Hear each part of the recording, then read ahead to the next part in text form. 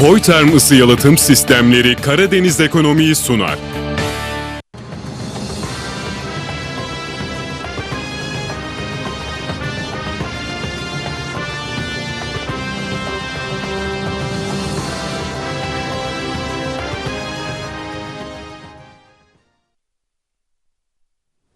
Murat Gürsoy'la Karadeniz Ekonomi Programı'ndan herkese iyi akşamlar. Her hafta olduğu gibi bu stüdyolarda ülkemizin ve bölgemizin kalkınması adına değerli sanayicilerimizi, iş adamlarımızı misafir etmeye devam ediyoruz. Bu hafta da çok değerli bir konuğum var stüdyoda. Sanayici ve iş adamı, aynı zamanda TPM Asansör Yönetim Kurulu Başkanı Sayın Erol Batuk. Efendim, programımıza hoş geldiniz. Hoş bulduk. Çok teşekkür ediyorum. Tabii sizi hepimiz çok yakından tanıyoruz. Ordu sevdalısı olarak, Perşembe sevdalısı olarak, ama yurt içinden ve yurt dışından izleyicilerimizin anlaması bakımından kısaca Erol Batuk kimdir efendim? Perşembeliyim. Birçok Anadolu insanı gibi daha iyi iş, aş ve gelecek için metropollere göç eden birisiyim. 2003 yılı sonu itibarıyla ticari faaliyetlerimize başladık ve 2004 yılında da üretimimize başlayarak şu anki mevcut İstanbul'da başladığımız üretim tesisimizi Perşembe'mize, Ordumuza getirerek yöre insanına en azından istihdam sağlamaya çalıştık. Evet, şimdi baktığımız zaman sanayicisiniz, iş adamısınız ve iyi bir Ordu sevdalısı ve Perşembe sevdalısınız. Ve elinizden geldiği kadar da sosyal toplumun gereği olarak, iş adamı olarak her türlü aktivitede varsınız.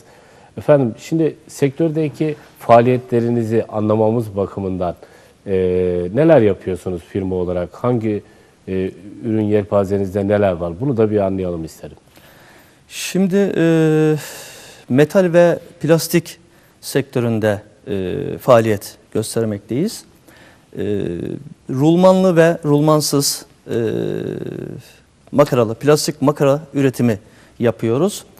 Yaptığımız üretimleri asansör sanayiye yönelik gerçekleştiriyoruz. 2004 yıllarında başladığımız imalatımızı 10 çeşitle, belki 20 çeşitle başladığımız imalatımız bugün 500 ile 1000 arasında ürün çeşidine ulaşmış durumdadır. Ve her geçen günde ürün çeşitlerimizi genişletiyoruz. Peki efendim, pazarınız ve hedef kitlenizi nasıl belirliyorsunuz? Yurt içi ve yurt dışı, bu açılım nasıl gelişiyor? Şimdi tabii ki hedef kitlemiz asansör sanayi. Evet. Şu anki yaptığımız iş konumu itibarıyla. Evet.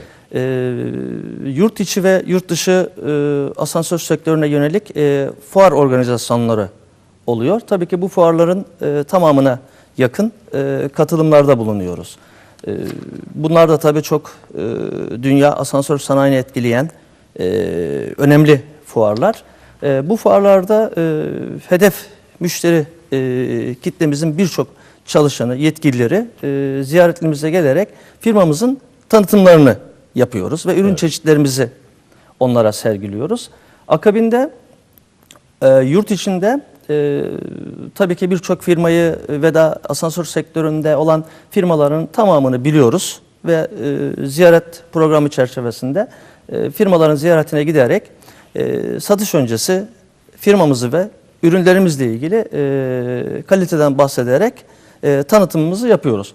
Yurt dışında ise yine fuarlarda tanıştığımız firmalar ve bu sektörün trust firmaları var. Tabii onlara ulaşıyoruz, bir şekilde ulaşıyoruz. Bu ulaşımda tanıdığımız şirket yetkilileri üzerinden yürüyoruz. Akabinde de tabii dünyanın birçok ülkesinde asansör fabrikaları var, üretim yapan firmalar var. Ulaşamadığımız firmaları da ülkelerde bulunan konsolosluktaki ticaret ateşeliği kanalıyla yaptığımız yazışmalar sonucu bize firma bilgileri geliyor. Oradan da firmalarla kontak kurarak kurduğumuz bu irtibat neticesinde de firmaların ziyaretine gidiyoruz. Yine iş piyasada olduğu gibi oralarda da ürünlerimizi tanıtıyoruz. Tabii sanayici olmak, iş adamı olmak ülkemizde belli bir fedakarlığı gerektiriyor. Tabii burada da Evet. şey de söylemek istiyorum. Buyurun. Müsaade ederseniz. Tabii. Yaptığımız üretim asansör sektöründe kullanılan otomatik kapı mekanizmalarında yürüyen merdiven, fotoselli kapı, PVC cam pencere, tekstil sektöründe özellikle taşıyıcı konveyörlerde, özel otomasyon üretimlerinde kullanılan plastik makara üretimi yapıyoruz. Biraz önce de bahsettiğim gibi. Evet. Tabii bu ürünlerin şöyle Avrupa'ya baktığımız zaman 2 tane önemli bir fabrikası var. Bunların bir tanesi İspanya'da, Evet. diğerinde 2004 yılında biz kurmuş olduk. Yani Türkiye için, önemli bir yatırım. Tek yani. Evet. Tek bir yatırım ama her sektörde olduğu gibi bizde de merdiven altı üretimleri, Haksız merdiven altı diye rekabet var tanımladığımız üretimleri Evet. görmek mümkün ama tabii ki onların da yaptığı işe saygı duymak gerekiyor ama biz daha kurumsal bir kimlikle bu işi yapıyoruz. Ayrıca yaptığımız bu ürünleri sektörün çok önde gelen firmaları var ve bu firmalarla biz çalışıyoruz. Çok güzel. Uluslararası piyasada da ve birçok ülkedeki fabrikalarına buradan irili ufaklı ürünlerimizi sevk ediyoruz. Uluslararası arenada aranan firmasınız. Bu Tabii çok ki, önemli. tabii ki. Peki ihracata yönelik çalışmalarınız ve pazarlama faaliyetleriyle ilgili bilgi alabilir miyiz? Mesela Avrupa'da hedef ülkeler hangileri? Şimdi Avrupa'da hedef ülkelerimiz zaten bir kısmıyla zaten çalışıyoruz. Almanya, Almanya, İtalya, İspanya, İspanya, Yunanistan, Yunanistan, Fransa, Polonya, Romanya, Bulgaristan, Portekiz. Ya birçok ülkeler var. Zaten bu ülkelerden birçoğundaki fabrikalarla birçok fabrikalarla çalışıyoruz. Şu an ticari faaliyetlerimiz var. Pazarlama ile ilgili de dediğim gibi biraz önce bahsettiğim gibi bu ülkelerdeki fabrikalardaki özellikle teknik elemanlarla yaptığımız görüşmeler neticesinde ürün tanıtımından sonra numune ürünler veriliyor. Şu an zaten birçok ülkenin birçok fabrikasında, yani bir ülkede bir tane fabrika yok maalesef. Birden fazla fabrika var. Doğru. Ve farklı isimler doğrultusunda. Şu an çoğu fabrikada da ürünlerimiz test aşamasında. Birçoğunda da test aşamamız bitti ve siparişe yönelik çalışmalar başladı. Efendim ne kadar bir istihdam var şu anda sizde? Şu an zaman zaman tabii bu çok değişebiliyor ama evet. altına düşme söz konusu değil. Evet. 40 ile 65-66 aralığında şu an mütevazı bir istihdam sağlıyoruz. Çok güzel. Ve sağladığımız istihdamın da tamamına yakını Perşembeli. Bölge insanı. Çok kesinlikle. Evet. Kesinlikle. Efendim Ordu'da tabii yatırımcı açısından arazi sorunları yaşanıyor. İşte gerek yeni yatırımlar için gerekse mevcut yatırımlarda kapasiteyi artırmak için. Siz bölgede yeni yatırımlar düşünüyor musunuz? Ve bu arazi sorunu size de yansıyor mu? Şu an mevcut durum nedir? Önümüzdeki süreçte hedefler nelerdir? Şimdi biliyorsunuz Karadeniz'in veya bulunduğumuz bölgenin bitki örtüsü girintili, çıkıntılı, maalesef sanayiye yönelik düz alanlar yok. Doğru. Olan yerlerde çok kısıtlı bir yer var, kısıtlı yerler var. Ama mutlaka sanayiye yönelik OSB'lerin kurulması lazım. Ve bizim de bu OSB'lerin içinde olmamız lazım. Şimdi önümüzdeki dönemde sanıyorum Temmuz, Ağustos aylarında yeni yatırım projelerimiz var. Rulman montaj hattı gelecek. Siparişleri verildi. Çok güzel. Tabii ki bu rulman montaj hattının gelmesiyle birlikte istihdam sayımızda da çok ciddi bir artış olacak. Artış olacak. Yeni bir yatırım. Bu da bulunduğumuz bölge için son derece sevindirici bir durum. Tabii. Tabii yeni yatırım bölgelerini oluşturmak lazım dedik. Tabii ki bizim de bu yatırımın içerisinde, OSB'lerin içinde olmamız lazım. Ama şu an için bulunduğumuz, yani fabrikamızın bulunduğu bölge maalesef bizim için çok uygun bir alan değil. Değil. Ve daha çok yerleşim merkezinin içinde olan ve her geçen gün de bölgede yerleşim alanlarının artması dolayısıyla da bizim gibi kuruluşların her ne kadar atığımız olmasa da çevreye, doğaya veya bölgenin ekoyapısına zarar vermeyen bir kuruluş olsak bile, üretim yapsak bile sonuç itibariyle yerleşim merkezinin içindesiniz ve mutlaka bir OSB'ye gitmek durumundasınız ve OSB'ye ihtiyaç var. İhtiyaç var. O yüzden OSB'yi de ihtiyacımızı buradan seslendirmiş olalım. Zaten sorulara geleceğiz bölgeyle alakalı. Evet. Peki Türkiye'de bu alanda yetişmiş insan kaynağı ve teknoloji altyapıyı yeterli buluyor musunuz ve daha iyisi için neler yapılması lazım? Şimdi bizim bağlı bulunduğumuz sektör şu an asansör sanayi ve asansör sektörünün içindeyiz. Asansör sektörü Türkiye'de tabii çok uzun yıllara dayalı var mı? Vardı. Ancak Türkiye'de son 10-15 yılına damgasını vuran bir sektör. Evet. Ve ciddi de bir asansör sektörüne bir enflasyon yaşandı.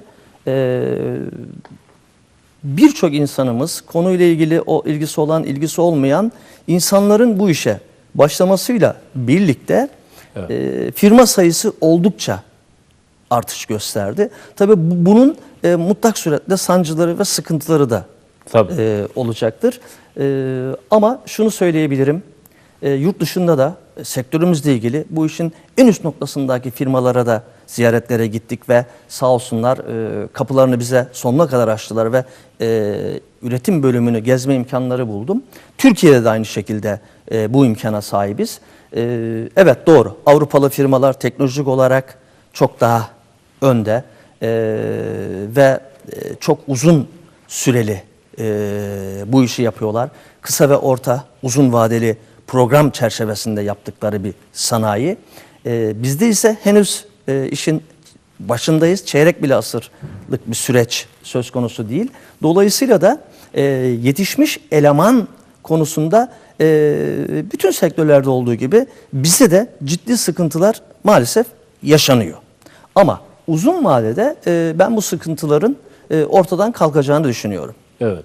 Şimdi ülkemiz 2018'de ikinci yarısında bir ekonomik dalgalanma süreci başladı. Ve şu anda 2019'un ikinci yarısında toparlanma bekleniyor ve alınan tedbirler var. Siz şirket olarak bu ekonomik dalgalanma ile ilgili ne gibi tedbirler aldınız ve geleceğe nasıl bakıyorsunuz bir sanayici olarak? Şimdi evet, doğru. 2018 yılında çok ciddi sıkıntılı bir süreç yaşandı. Bunların en önemlisi de biliyorsunuz dövizde çok ciddi bir kur artışı söz konusu. Buna bağlı bir enflasyon gerçekleşti. Dolayısıyla da birçok firmanın yıl sonu hedeflerine ulaştığını ben tahmin etmiyorum. Saptı yani. Hedeflerden kesinlikle sapma oldu. Bizde de oldu ama biz bu açığımızı, iç piyasadaki bu açığımızı yurt dışı pazarlama faaliyetlerine yönelerek bunu avantaja çevirdik. Ve verilere baktığım zaman da hedefin de üzerinde olduğumuzu gözlemleyebiliyorum. Bu bizim adımıza çok sevindirici, gerçekten sevindirici. Adına da, sizin adınıza da gerçekten güzel Hatta, bir durum. Zaman zaman bankacı arkadaşlar da bizim varlığımızı hissedenler, bilenler, yetkililer sağ olsunlar geliyorlar. Verileri bir şekilde tabii buluyorlar. Yani artık eskisi gibi çok zor bir süreç değil. Çok daha kolaylıkla verilere ulaşabiliyorlar. Ve hakikaten övgüyle bahsetmeleri firmamızla ilgili bizim adımıza son derece sevindirici. Tabii. Şu anda ülkenin içinde bulunduğu şu anki konjonktürü değerlendirmenizi istesem bir sanayici olarak seçim sürecindeyiz malum. Yani bir seçim ekonomisi de ister istemez olabiliyor. Ama sanayici olarak ileriye nasıl bakıyorsunuz? Şimdi Türkiye'de tabii sadece bugünün meselesi değil. Türkiye'nin Cumhuriyet tarihinden bugüne belli bir dönemsel olarak sanayici için karar almak, hedef koymak zor. Çünkü belli aralıklarla Türkiye ekonomisi krize giriyor, çıkıyor. Aslında krizlere antrenmanlı bir ülke var. Biz bunun avantajlarını da kullanıyoruz aslında. Çünkü ilk defa karşılaşmadığımız için sanayicimiz, iş adamımız bu tabloya alışık ve tecrübeli. Siz nasıl, geleceğe nasıl bakıyorsunuz sanayici olarak? Yani hedef koyarken bu krizleri de hesaplamak gerekiyor. Tabii. Şimdi tabii biz bir holding değiliz. Tabii. Küçük bir Evet. sanayiciyiz. Biz bugüne kadar birçok yerel ve genel seçimler gördük ve tabii. bu ülke bunları yaşadı. Yaşadı. Olumlu ya da olumsuz atlattı ama klasik olacak. Tabii. Yerel seçimlerin ekonomiyi çok büyük oranda etkileyeceğini ben şahsım olarak düşünmüyorum. Evet. Çünkü yerel seçimler daha çok hizmete yönelik bir seçimler. Tabii. Ve bunun da çok büyük bir dalgalanma yaratacağını düşünmüyorum. Ama şöyle bir tabii durum da söz konusu. Sokağın sesine kulak verdiğiniz zaman tabii sokakta bir şey var, tedirginlik var. Evet. İnsanlarımız üzerinde. İşte seçimden sonra acaba birçok ürüne ciddi oranda zam gelir mi gibi çok ciddi tabii toplumun endişeleri söz konusu. Tabii ekonomik konjonktürde biraz önce bahsettiğimiz gibi Türkiye ekonomisi sadece bizdeki gelişmelere bağlı değil. Tabii uluslararası bir de gelişmeler var. Tabii bizde ulusal TV'lerde birçok değerli ekonomistlerimiz var, politikacılarımız var. Bunları da izliyoruz. Oradan da takip etme şansımız da var.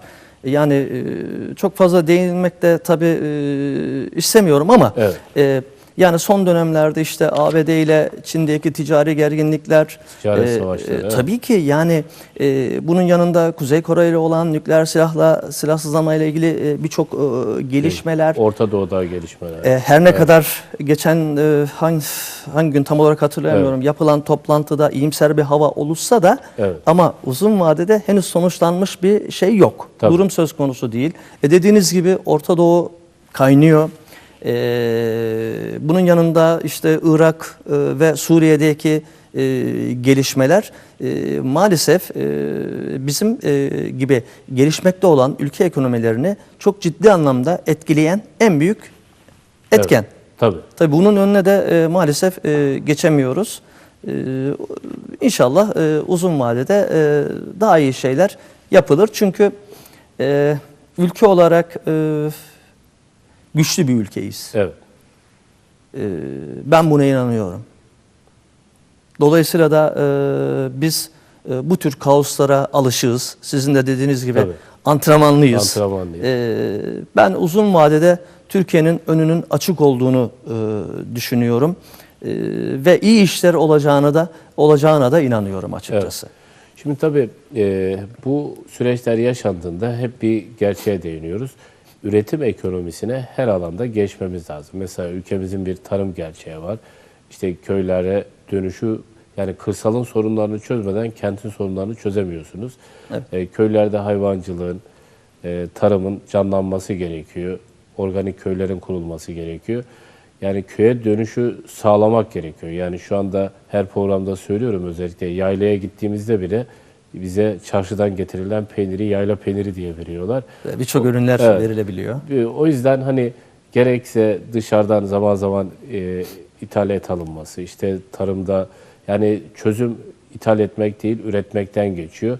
Üretim ekonomisine geçmekten ve Türkiye'nin dışa bağımlılığı 1000 kalemse bunu 500'e düşürmekten geçiyor. Bu girdi mallarını bu ülkemizde üretebilmemiz için teknolojik açıdan ne kadar bir zamana ihtiyacımız var? Nasıl görüyorsunuz? Bu ara malları, yani hepsini üretemeyiz ama bir yerden de başlamak gerekiyor. İşte KOSGEB'in falan bu konuda yeni imkanlar sunacaklar. Neler düşünüyorsunuz ara mallarla ilgili? Şimdi tabii ara malların bize çok ciddi zararları da var. Dövizin düşmesiyle birlikte biliyorsunuz ithalatta çok ciddi bir artış söz konusu. Tabii. Yapılan araştırmalarda ve bize basın ve TV kanallarıyla işte ulaşıldığına göre, yani ya da aldığımız bilgilere göre şunu gözlemleyebiliyoruz. %90 neredeyse veya %100'e yakın ithal edilen ürünler ara mamuller. Ara mamuller. Evet. Kesinlikle ara Bir kere mamuller ve kesin. doğru. Evet.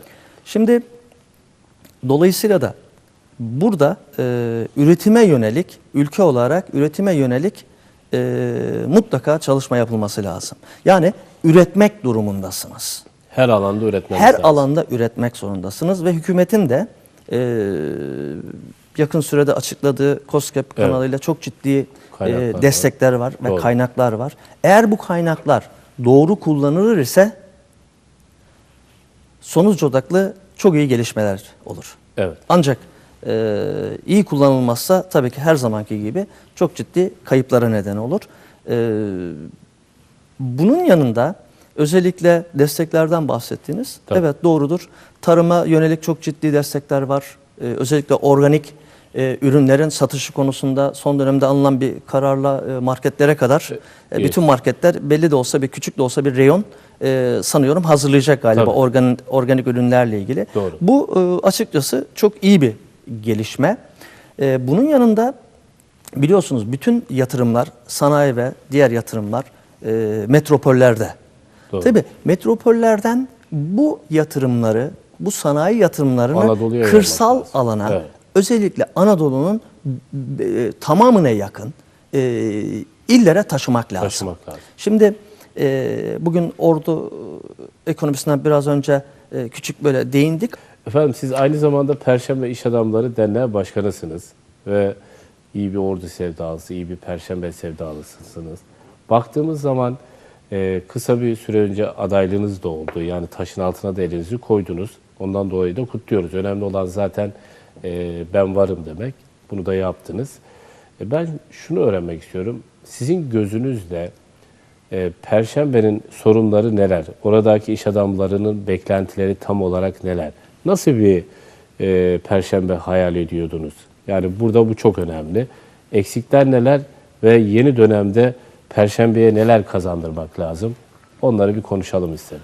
Şimdi Perşembe İş Adamları Derneğimiz var. Evet. Ancak bu derneği iyi anlamda açıkçası kullanamıyoruz. Evet. Nedeni ise çünkü bölgede ciddi bir yatırım yok. Derneğimiz bünyesinde olan arkadaşlarımız hepsi küçük esnaflardan oluşan Evet. bir grup. Dolayısıyla da İş Adamı Derneği'nin kısa vadede aktif hale getirmek ve birçok çalışma yapılması bu dernek kanalıyla maalesef mümkün değil. Ancak orta ve uzun vadede mutlaka bir şeyler olacaktır. Tabii.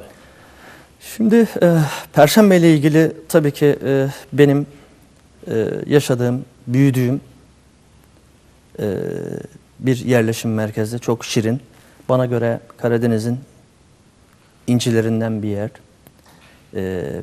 Bugüne kadar maalesef çok ciddi yatırımlar yapılmadığından Perşembe gelebileceği en kötü noktaya gelmişti. Evet. Burada şunu söylemek istiyorum. Yani buradaki siyasi yöneticilerimiz, seçilmiş belediye başkanlarımızı asla eleştirmek haddimize bile düşmez. Tabii. Onlarla ilgili kötü bir şey konuşmak Evet. bile istemiyorum. Günün koşulları, o günün şartları o şekilde yönetimi gerektiriyordu. Onlar da o şekilde yaptı. Çünkü bu iş birazcık da vizyon işi. Tabii. Şimdi Perşembe insanı ne istiyor? Perşembenin ihtiyaçları neler? Bunların üzerinde durması lazım. Tabii. Durulması lazım. Neler yapılabilir? Perşembenin gelişimi için, ekonomisinin güçlü bir hale gelmesi için mutlaka bir şeylerin yapılması lazım. Tabii. Şu an evet doğrudur. Benim bir adaya bir sürecim oldu. Çok değerli, kıramayacağım arkadaşlarımızın, dostlarımızın çok ciddi baskısı neticesinde ben adayı Oldunuz. ben siyaset adamı değilim. Evet. Ben politikacı değilim. Ben küçük ölçekli, sanayici kimliği olan birisiyim. Ve dolayısıyla da bölgemde neler yapabilirim istihdama yönelik bununla ilgili bir süreç yaşıyorum ve bu süreç içerisinde de her geçen gün Perşembe ile ilgili neler yapılabilir? Elbette ki bununla ilgili düşüncelerimiz var.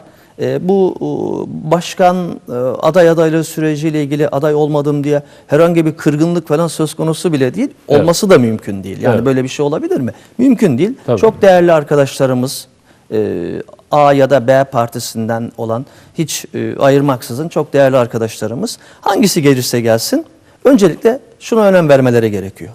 Birincisi istihdama yönelik üretim. Bu sadece Perşembe'nin gerçeği değil, Ordu'nun ve ülkemizin gerçeği. Tabii. Güçlü bir ekonomiye sahip olmak istiyorsanız üretim yapmak zorundasınız. Tabii ki.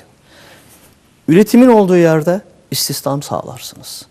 Göç veren değil, tam tersi göç alan bir ilçe konumuna gelirsiniz. Bunun örnekleri yakın illerimizde var. Doğru. Bugün Perşembe'ye bakıyorsunuz, Perşembe'de bunların hiçbiri olmamış ve gerçekleşmemiş. Bacasız sanayi ile ilgili yatırımlara bakıyorsunuz. Ordu bu konuda gerçekten çok şanslı. Yani Ordu Üniversitesi'nin şu an öğrenci sayısını tam olarak bilmiyorum ama 23 binlerde falan. 23 bin, 24 bin seviyelerinde olduğu söyleniyor. Doğru. Bu Ordu ekonomisine çok ciddi bir kaynak sağlıyor. Bacasız sanayi. Tabii ki bacasız sanayi Ordu esnafına sıcak para kaynağı. Tabii. Şimdi aynı şekilde bizim birinci derecede önceliğimizin Perşembe'ye üniversitenin kazandırılması. Yani meslek yüksekokulu olabilir. Hiç önemli değil. Çünkü şu an Perşembe esnafı kesinlikle çok ciddi anlamda bunu söylüyorum zor durumda. Evet, mağdur. Yani burada esnaf arkadaşlarımızın da dostlarımızın da aman kalplerinin kırılmasını istemiyorum ama ben gördüklerimi söylüyorum. Tabii. Dolayısıyla da acilen Perşembe esnafına sıcak para kaynağının yaratılması lazım. Bu çok önemli. Bunu da neyle karşılarsınız? İşte mevcut üniversiteyle getirirseniz karşılarsınız. Bununla ilgili çok ciddi bizim şeylerimiz oldu. Çalışmalarımız oldu. İşte imzalarımızı topladık. İçişleri Bakanlığı'na gidildi. Onaylar çıkarıldı. Bize gelen bilgileri söylüyorum. Tabii. Dolayısıyla da hangi arkadaşımız belediye başkanı olursa bizden de talep ederse herhangi bir şey rica etmesine gerek yok. Talep ederse gideriz, otururuz, konuşuruz. Neler yapabiliriz? İstişare yaparak sonuç odaklı çalışırız. Sorun yok. Akabinde Perşembe'nin bir küçük de olsa bir sanayiye ihtiyacı var. Bu sanayinin çok fazla çalışan olmasa bile 1500-2000 kişi de çalıştırsanız çok ciddi bir istihdam sağlarsınız ve çok ciddi anlamda bir hareketliliğe ulaşırsınız. Doğru. Akabinde turizmle ilgili bölüme girmek istiyorum. Buyurun. Müsaade ederseniz. Tabii ki. Şimdi bu bizim tabii Ordu'nun da şeyi bu. Sıkıntılı bir durum. Ordu için de sıkıntılı bir durum. Turizmle ilgili tabii sokakta da bunları duyuyoruz. İnsanlar anlatıyor. Birçok değerli yöneticilerimiz de bahsediyor. Turizm. Ama şimdi konuşmakla olmuyor. Bir altyapı lazım. Altyapı ne? Turizm konuşuyorsunuz ama alt boş. Turizmin altı boş. Evet. Şimdi biz bir Akdeniz iklimine sahip değiliz. Tabii. Dolayısıyla da bölgede ne yapılabilir? Bunun iyi bir şekilde analiz edilip iyi bir altyapı çalışmasının yapılması lazım. Şimdi tarih eseriniz yok. Bakıyorum ne var? Yasun Kilisesi var. Evet. Onun haricinde başka Ordu'da benim bildiğim tarih eser İşte Kurul niteliği taşıyan çıkan Kurul Kayası var. Kurul Kayası var. Yeterli değiliz şu anda. Bu da son döneme damgasını vuran bir durum. Dolayısıyla da bizim bu şekilde turizmde turist çekecek bir şeyimiz, konumuz söz konusu değil. Şimdi ne olabilir? Doğa turizmi olabilir mi? Evet, olabilir. Ekoturizm. Ekoturizm olabilir. Evet, olabilir. Doğru. Ekoturizmi olabilir. Bunun yanında Ordu'nun özellikle sahil bölümlerinde işte Gülyalı'dan başlayan Yalıköy'e kadar olan bir bölümdeki bir çok ciddi anlamda güzel bir sahil şeridimiz var. Sürecin ya da hava şartlarının iyi olduğu dönemleri de düşünürsek kısa da olsa buralarda işte kafe, restoran, insanların gelip konaklayabileceği, bir günde olsa 2 günde olsa konaklayabileceği pansiyonculuk turizminin canlandırılması ve bölgeye çok ciddi anlamda bir ekonomik girdi sağlayacaklar. En azından sıcak para kaynağını buradan temin edebilirsiniz, Tabii. sağlayabilirsiniz. Doğru. Şimdi bunun yanında tabii bunları sağlarken de şimdi bakıyorum Ordu'nun merkezinde bilmiyorum ama Perşembe'den sonra bütün kanalizasyonlar denize akıyor. Evet. Şimdi nasıl olacak bu? Bunları çözmemiz Ya lazım. bunları nasıl yapacaksınız? Şimdi öncelikle eğer Perşembe konumuzsa Tabii. Perşembe'de altyapının bir an önce giderilmesi lazım. Sonuçlandırılması lazım. Kanalizasyonlarla ilgili mutlak suretle arıtma tesisinin hayata geçirilmesinde fayda var. Dolayısıyla da akabinde de bu tür yatırımları, küçük yatırımlar bunlar, çok fazla büyük ekonomik değerde gerektirmeyen yatırımlar. Bu yatırımları yaparak da sonuç odaklı çalışabilirsiniz. Problem yaşamazsınız. Doğru. Efendim tabii şimdi bu Perşembe gerçekten bizim bölgemizin Bodrum'u, Çeşmesi gibi bizim için önemli. Şimdi bölgemizin gelişmesi ve kalkınması açısından havalimanı yapıldı. Yani dünyaya açılan bir penceremiz var. İşte Bacası Sanayi Üniversite var. İşte çevre yolunun 1. etabı açıldı. Karadeniz-Akdeniz yolu 40 ilin ekonomisiyle bizi buluşturacak. Tabii denizimiz var. Denizden de yararlanamıyoruz. Bir liman ihtiyacı da var bölgenin.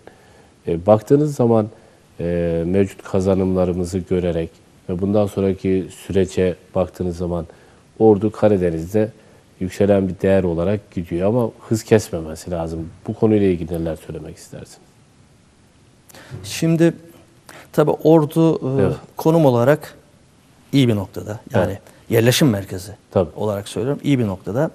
Tabii yetkililere de teşekkür etmek lazım. Emeği geçen herkese teşekkür etmek. Ben bir vatandaş olarak teşekkür ediyorum. Evet, tabii ki. Ordu'nun sahil kısmı, merkez sahil kısmı gerçekten tam bir cazibe merkezi olmuş. Evet.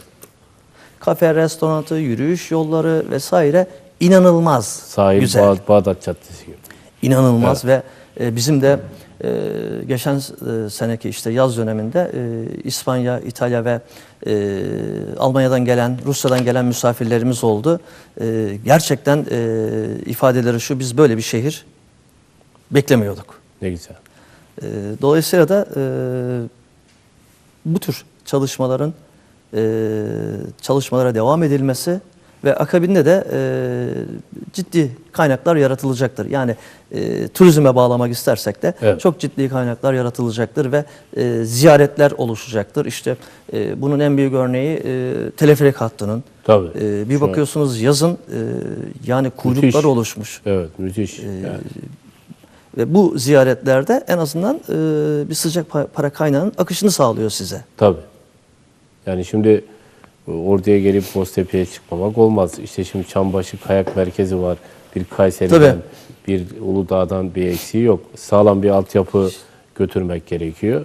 Kar da gayet güzel. Müsaade ederseniz Perşembe'den konu açılmışken tabii sıkıştırıyoruz. Birçok şeyi de unutmuş da olabiliyoruz. Şimdi Perşembe insanı sosyal aktiviteleri seviyor. Evet. Bunun geçmişe dayalı örnekleri de var. Tabii. Şimdi mutlaka gelen belediye başkanımızın mutlaka bu konulara duyarlı olması lazım. Tabii. Bu konularla ilgili kısa, orta ve uzun vadede neler yapılması lazım? Bir planlama olması gerekiyor. Bu planlamalar içinde de su sporları ile ilgili birçok aktiviteler, festivaller Perşembe'de yapılabilir. Yapılabilir. Bunlar ne olabilir? Kürek yarışmaları, bunun yanında yelken yarışmaları ve birçok su aktivitelerine yönelik yarışmalar organize edilebilir. Evet. Bunlar yani düşünebiliyor musunuz? Bir 2 hafta bu şekilde bir Perşembe'de bir organizasyon yapsanız inanılmaz derecede dışarıdan Perşembe'ye bir şey gelir. Tabii. Ziyaretçi gelir. Bunları iyi değerlendirmek lazım. Doğru. Ama bunları değerlendirirken de veya bunların yapılmasını da istiyor isek altyapı gerçeğini çözmemiz lazım. Çözmemiz. Altyapı çok önemli. Kesinlikle çok önemli. Evet. Yani evet doğrudur. Şu an otellerimiz var ama bu oteller yeterli mi? Yeterli. Aynı şekilde bu Ordu için de geçerli. Tabii. Gerçekten güzel oteller var. Güzel tesisler kurulmuş. Yani birçok şeyi tesisin içinde bulabiliyorsunuz. Ama Doğru. ama dışarıdan ziyaretçiyi çekebilmek için de yeni ilgi alanları yaratmanız lazım ya da kaynaklar yaratmanız lazım ya da yatırımlar yapıp insanların dikkatini çekmeniz lazım. Tabii. Ve burada da aynı şey Ordu için de geçerli. Doğru. Şimdi bakıyorum Ordu'da ciddi anlamda bir OSB yok. Evet. Şimdi Ordu'nun da 3 OZP kamulaştırmayı bekliyor. bakın kesinlikle Ordu'nun yeni bir OSB'ye ihtiyacı Evet. var. OSB'nin gelmesi tabii ki OSB gelmesiyle de sonuca gidemiyorsunuz. Burada ne olmalı? Şimdi OSB'ye bölgenin de doğa ve dokusuna, ekoyapısına zarar vermeyen kuruluşları getirmek zorundasınız. Tabii iyi bir planlamayla bunları da gerçekleştirerek yani Ordu ekonomisine çok ciddi bir katma değer sağlarsınız. Sağlarız. Efendim siz Perşembeli iş adamlarıyla İstanbul'da bir araya geliyorsunuz. Perşembenin birçok değeri de dışarıda aslında baktığımız zaman İstanbul'da ağırlıklı olarak. Onlar ne görüyor, ne konuşuyorsunuz bir araya geldiğinizde? Onların talepleri neler? Şimdi tabii ki bir araya geldiğiniz zaman Evet. klasik olacak ama Tabii. memleketten bahsetmemek ya da geçmişten konuşmamak mümkün değil. Ya bu insana da keyif de veriyor. Çünkü Tabii. birçok noktada ortak yaşanmışlıklar var. Tabii. Yıllarca beraber futbol oynamışsınız veya Doğru. basket oynamışsınız veya gezmişsiniz ve birçok yaşanmışlıklar var. Tabii. Dolayısıyla da bunları konuşuyorsunuz ama yatırımla ilgili bölüme gelindiğinde birçok iş adamı, değerli iş adamı arkadaşlarımız var. Küçük ölçekli de olsa bugün 40, 50, 100, 150 onun da üzerinde istihdam sağlayan iş adamlarımız var. Tabii. Şimdi bunların birçoğuyla da konuşuyoruz ve yaptığımız görüşmelerde de onlar da istiyor. Yatırım yapmak Bakın istiyor. bunu net söylüyorum. Yere. Evet. Bunu istiyorlar. Biz bunun geçmiş dönemde altyapısını da oluşturduk. Belediye başkanımız İstanbul'a geldiğinde 15'e yakın iş adamlarıyla beraber oturduk, konuştuk. İş adamların talebi şu: bize yer tahsis edin. Yer tahsis edin derken de bunu da bize bedava ya da ücretsiz verin anlamında değil. Tabii. Bize yer tahsis edin, OSB kurulsun ve bu OSB'nin içinde biz de üretimimizi yapalım. Perşembeye bir OSB kazandıralım. Bölge Kesinlikle. ekonomisi kalkınsın. Ya bununla ilgili Evet. de tespit edilen yerler de var. İhtiyaç da var. Şu anki bizim bulunduğumuz işletmemizin bulunduğu yerin yakınında bulunan yaklaşık belki 20'ye yakın ya da 1500-2000 kişi istihdam sağlayacak bir alan da var. Burayı istimlak edersiniz, verirsiniz ücretini, alırsınız. Biz zaten bu adaylığımız sürecimizde eğer adaylığımız gerçekleşmiş olur ve seçimi de kazansaydık zaten arkadaşlarımız da kendimiz de buna çok ciddi bir kaynak hazırlamıştık. Ne güzel. Yani ben şahsım olarak da ciddi bir kaynak yaratıp ve bu OSB'yi Perşembe'ye kazandırma niyetindeydik. Yani 1500-2000 kişinin çalışan bir OSB. Yani bu zaten 5 kişilik ailede 10.000 kişiyi etkileyen bir durum olacaktı. Tabii ki. Çok önemli. Yani Perşembe'ye mutlaka 1500-2000 kişinin istihdam edileceği bir OSB'nin kurulması lazım. Üniversitenin Perşembe'ye bir yatırım yapması gerekiyor. Ve turizm için de sağlam bir altyapı hayalimiz var. Bunları seslendirmiş olduk. Yani biraz önce dediğimiz gibi yani biz sürekli metropollere göç veren bir bölgeyiz. Evet, doğru. Sürekli göç veriyorsunuz ama bunun sonucu nereye gider? Tabii. Tabii ki metropollerde de çok ciddi sıkışma var. Yani oralarda da artık sağlıklı üretim, trafik sorunu var, ulaşım sorunu var. Ama bugün yatırımcının en çok hoşuna giden ki bizim yaptığımız altyapı çalışmasında ya da teknik arkadaşlarımızın yaptığı vizibilite çalışmalarında şu karşımıza çıktı. En azından hava taşımacılığı yani bir havaalanımız var. Tabii. Çok önemli. Bizim için Dünyaya inanılmaz, açılan bir pencere. kesinlikle inanılmaz güzel bir durum. Akabinde tabii ben çok teferruatını bilmiyorum ama Sivas üzerinden Mersin'e 6,5 saat falan deniliyor. Tabii bu Eğer Karadeniz bu doğru Akdeniz ise yolu bittiğinde yani gerçekten 40 ilin ekonomisiyle birleşeceğiz. Sivas şunu söylüyor. Ordu'ya yapılan bir liman Sivas'a yapılmıştır diyor. Mersin limanıyla bütünleşeceğiz. Bu çok büyük bir imkan yani. Yani Evet. bu gerçekleştirdiğinde biz buradan iç piyasaya birçok iç piyasadaki birçok şehre çok rahatlıkla ulaşabileceğiz. Evet. Yani nakliye sorunumuz belki bize çok daha ekonomik gelecek ve Doğru. sanayici de rahatlatmış olacak. Bunlar önemli. Efendim şimdi tabii aslında konuşulacak çok şey var ama dolu dolu gidiyoruz. Programın da sonuna yaklaştık ama şunları da sizden dinlemek isterim. Şimdi siz her yolculuk sessiz başlar ve bir başarı öyküsüne dönüşür. Sizleri kutluyoruz. Gerçekten sessiz bir yolculuğu başarı öyküsüne dönüştürüp bugün içeriden ve dışarıdan örnek alınan bir sanayici iş adamısınız. Size biz zaten programın başında da Perşembe sevdalısı, Ordu sevdalısı dedik. Şimdi ortada da güzel bir başarı hikayesi var. Bu kapanışı beraber yapalım ama kapanışa geçmeden gençlere, girişimcilere tavsiyeniz nelerdir? Bunlarla kapatalım isterim. Buyurun. Şimdi tabii çok ciddi genç nüfusa sahibiz. Evet. İyi bir oran var. Ve eğitimli de nüfusa sahibiz. Doğru. Ya bunun çok canlı bir örneğini vereyim. Bizim işletmemizde çalışan arkadaşlarımızın, bakın yüzdelik vermiyorum, tamamına yakını meslek yüksekokulu mezunu. Ne güzel. 4 yıllık değil. Pırıl pırıl 4 gençler. yılın haricinde Evet. hepsi makinelerin başındaki meslek yüksekokulu mezunu arkadaşlarımız. Ne güzel. Şimdi bu altyapı çok önemli. Tabii ki yatırımla ilgili bölümde de yatırım, doğru planlama yapmak zorundasınız. Tabii. Kriz durumlarında çok iyi organizasyon içerisinde olmanız gerekiyor. Bu süreci iyi yönetmeniz gerekiyor.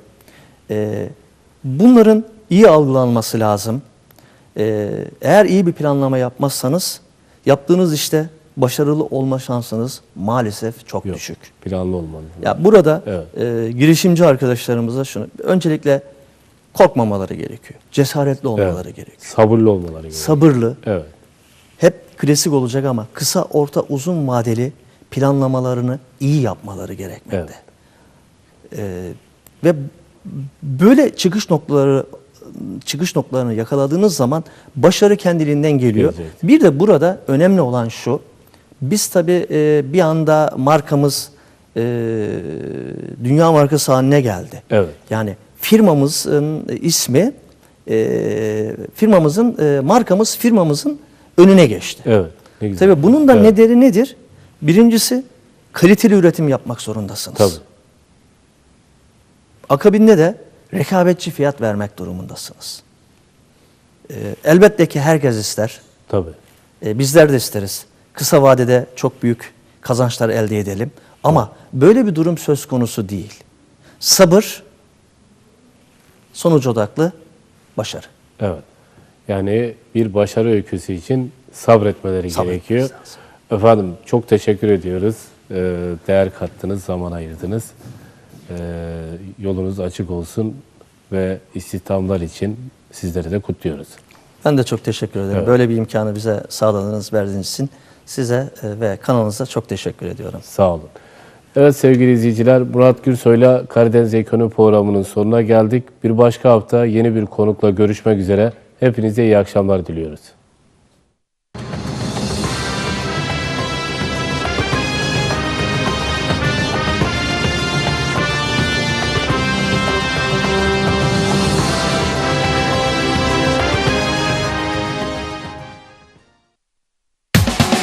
Boyterm ısı yalıtım sistemleri Karadeniz Ekonomi'yi sundu.